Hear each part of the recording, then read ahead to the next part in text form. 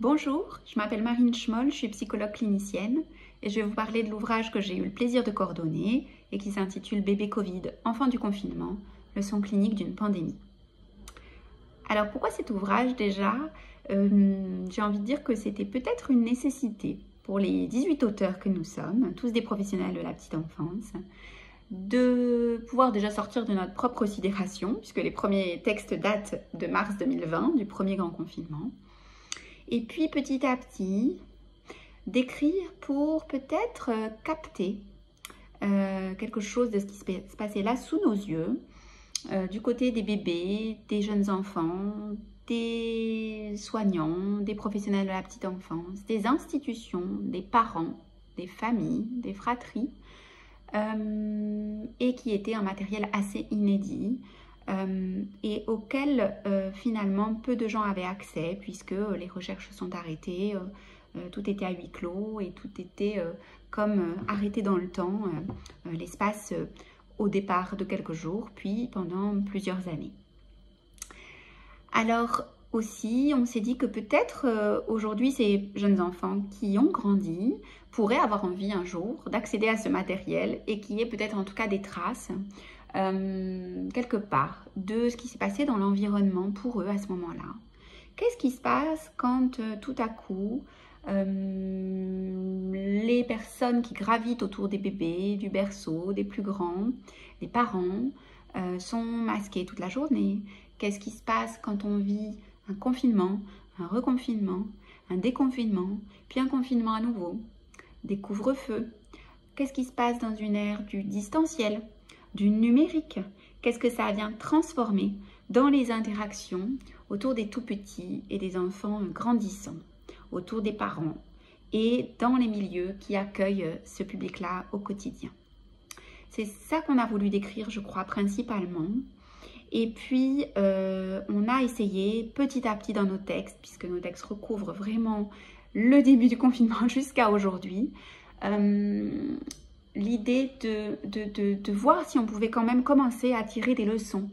Pas des leçons morales, mais des leçons cliniques, des leçons psychologiques de ce qui s'est passé là. Et des transformations qui peuvent avoir lieu sous urgences sanitaires au long cours. Et donc les transformations, les ruptures, parfois les arrêts, les figements, et en même temps toute la créativité qui peut ressortir d'un événement collectif pareil.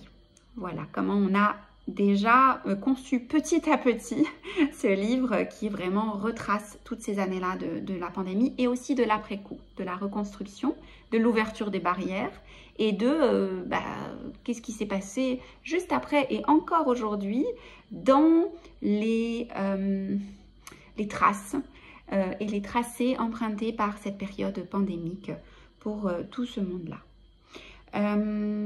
Voilà, on a beaucoup de personnes aujourd'hui qui parlent d'avant et d'après Covid. Et c'est ça aussi qu'on a voulu essayer de comprendre. C'est finalement, est-ce que le Covid explique beaucoup de choses? Est-ce que c'est la faute au Covid?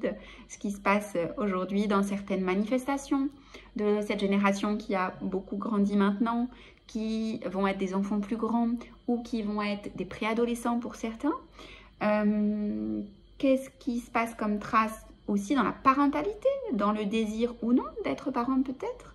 Qu'est-ce qu'il y a comme trace encore dans les institutions, par exemple dans les crèches? Qu'est-ce qu'il peut y avoir comme trace de la souffrance liée ou imputable en partie au Covid? Ou est-ce que finalement le Covid ça a été un catalyseur parmi tant d'autres facteurs de cette période-là? Et voilà, qu'est-ce qui quand même peut ressortir de cet avant et de cet après Covid.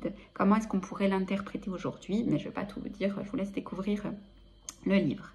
Et puis voilà, on sait qu'aujourd'hui il y a encore des menaces pandémiques malheureusement au niveau mondial et que l'Organisation mondiale de la santé par exemple invite les pays à réfléchir chacun à quand même ce qui s'est passé pendant cette crise sanitaire et comment est-ce qu'on pourrait ajuster au mieux si nous devions à nouveau prévenir ces risques-là, comment est-ce qu'on pourrait ajuster au mieux les politiques en santé publique.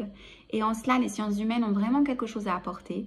Et c'est en cela aussi qu'on espère contribuer à informer, transmettre des idées, des témoignages de ce qui s'est passé et ce qui pourrait peut-être se penser un petit peu différemment autour, notamment des jeunes enfants qui ont des besoins extrêmement spécifiques de leurs parents et des professionnels qui prennent soin d'eux au quotidien. Voilà, je vous souhaite bonne lecture.